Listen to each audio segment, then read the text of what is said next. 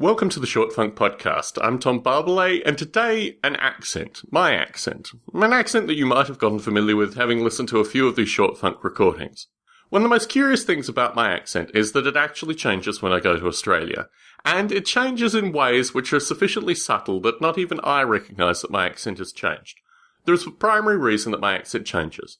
When I live in the US, people can only understand a certain set of parameters, a certain set of terms, certain ways that I use the language that are completely and utterly subconscious to me. I have no conscious effect associated with, well, actually that's not true. Through small amounts of iterative feedback early on, I realised that I have to say certain things or pronounce words in certain ways in order to be understood.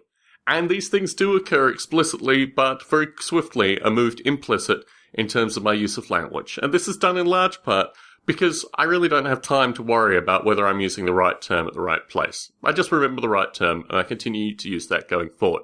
In Australia, however, all of this is turned on its head, and I have to return to a variety of terms and a variety of language concepts and ultimately, fundamentally, speaking with a different accent in order to be understood. Sometimes I find myself in situations where this immediate and automated change of accent and terms doesn't actually produce the words that I want. And that is somewhat curious associated with these kind of trips, but it's just the nature of going to a country that you visit periodically and have to change the way you speak and ultimately the way you think in order to interact with the general population. Tom Barbalet in San Jose, signing out.